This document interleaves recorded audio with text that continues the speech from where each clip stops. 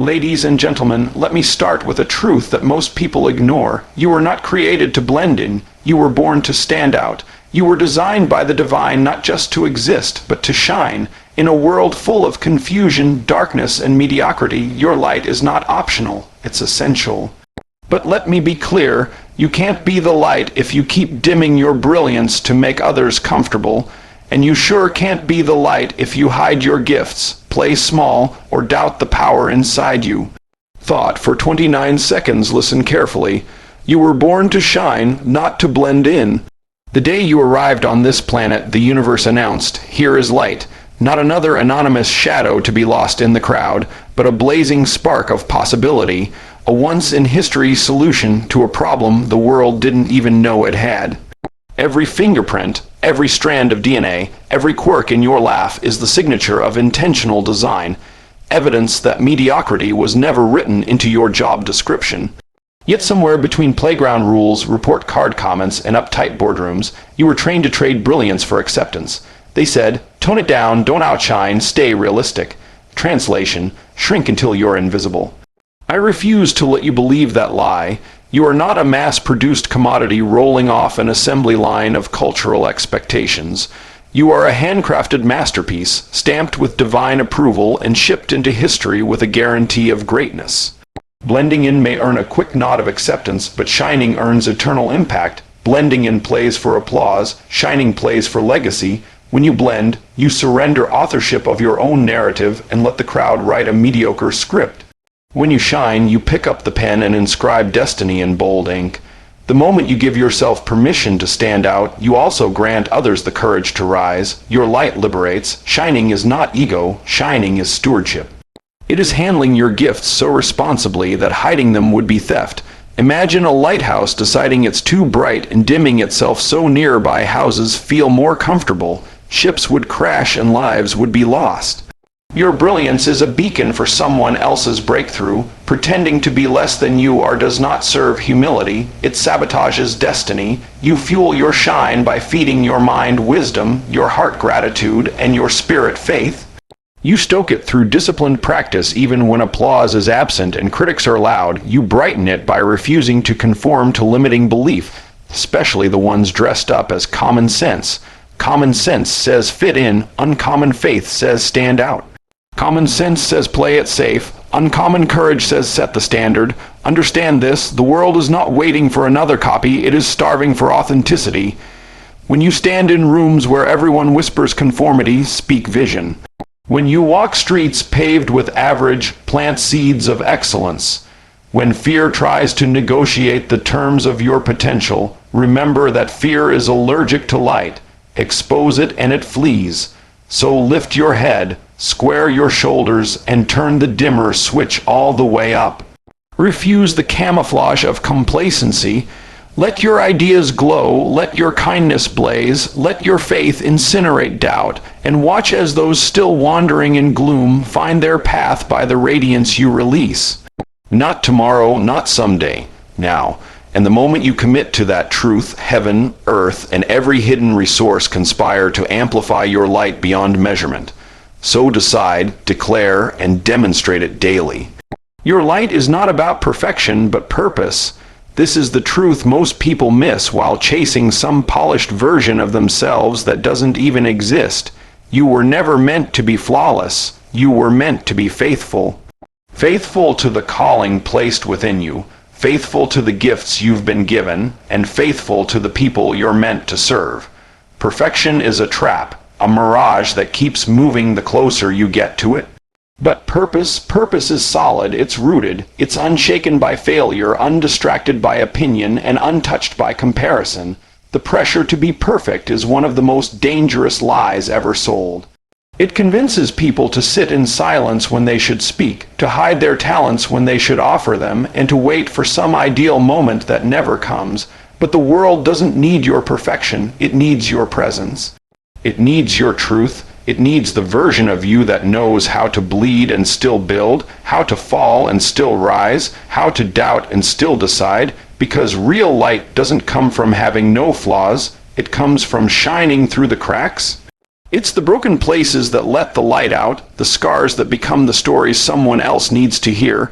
People aren't moved by your image, they're moved by your impact, and impact doesn't come from pretending to have it all together. It comes from showing up in spite of the fear, the uncertainty, and the limitations.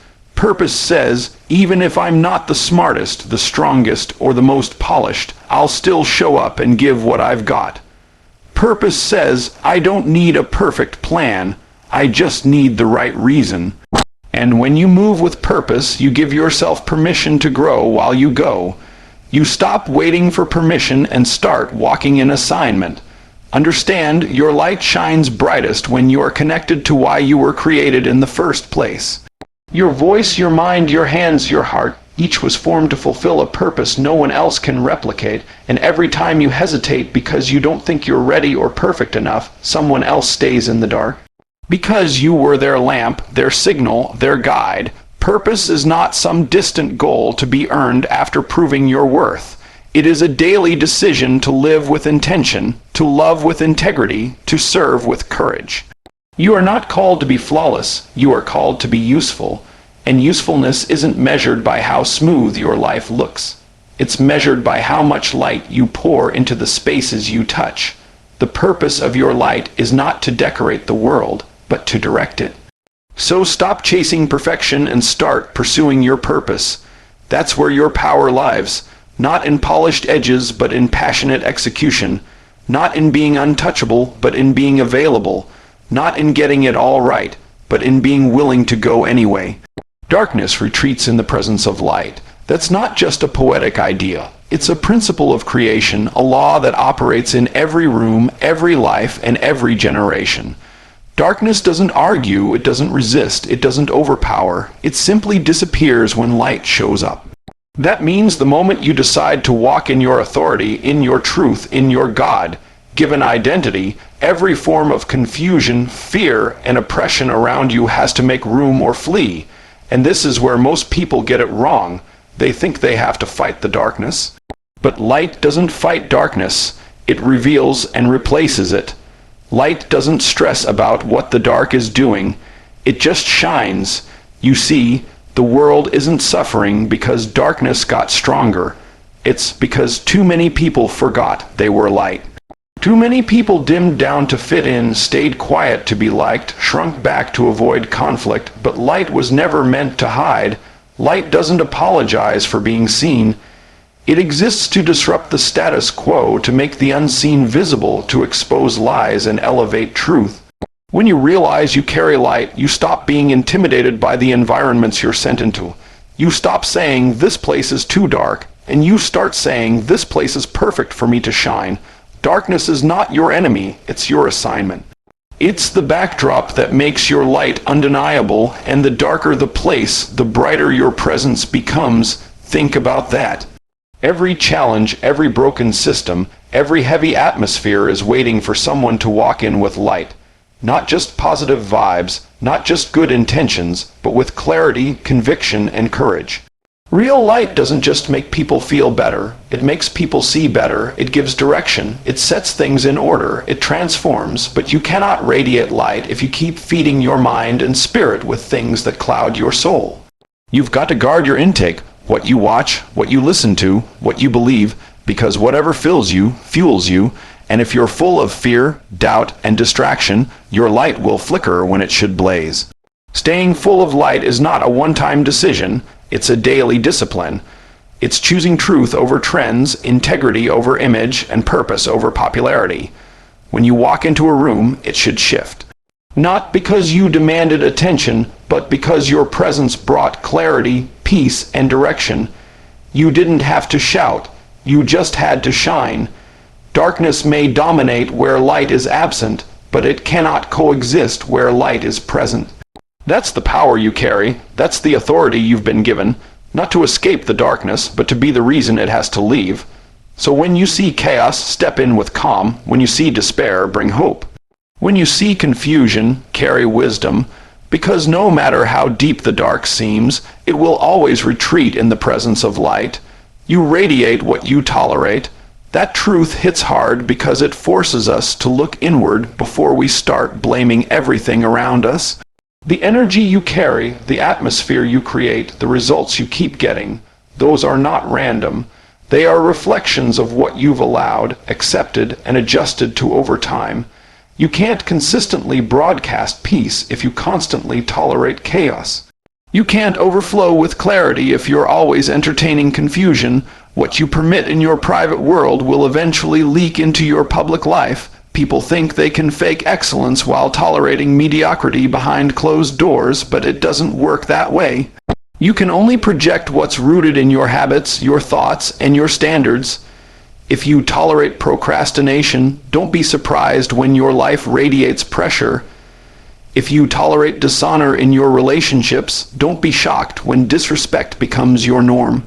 If you tolerate negative self-talk, guess what? Your confidence won't just fade, it'll collapse. Your results are always echoing your level of tolerance. You set the ceiling on your own vibration. You teach the world how to treat you based on what you consistently allow. This doesn't mean life has to be perfect, but it does mean you have to be intentional. Every time you accept less than what aligns with your purpose, you start dimming your light. You begin normalizing dysfunction that was only meant to be temporary. And before you know it, what was supposed to be a season becomes a cycle. But here's the powerful part. You can change what you radiate by changing what you tolerate. It starts with drawing a new line internally first. You tell yourself, I no longer tolerate laziness. I no longer tolerate self-doubt. I no longer tolerate people who drain my vision. You are not a victim of your environment. You are a thermostat, not a thermometer. You don't just measure the atmosphere. You set it. You establish it by your attitude, your presence, your integrity. But if you don't respect your own standards, neither will anyone else. Boundaries aren't just about keeping things out. They are about guarding the power within. They're the structure that allows your light to stay consistent, not circumstantial. It takes courage to stop tolerating the wrong things because it means disappointing people who benefited from your silence. It means making decisions that cost comfort but gain clarity. It means confronting the small compromises that have kept you in big cycles. But the moment you raise your standard, you raise your frequency. You begin to radiate strength instead of struggle, peace instead of pressure, excellence instead of excuses. You are always giving off something: energy, intention, message. The question is it what you really want to be known for, or just what you've gotten used to? Because life will mirror your standards, and when you stop tolerating what doesn't serve your purpose, you don't just feel different. You look different, sound different, walk different. You start to radiate what you were always meant to represent: power, purpose, and light.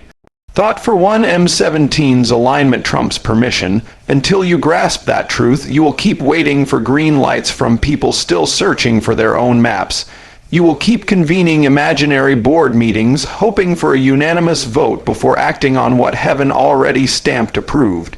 Destiny is not democratic, it is directional. The assignment on your life does not need to survive a popularity poll, and greatness has never required a committee signature.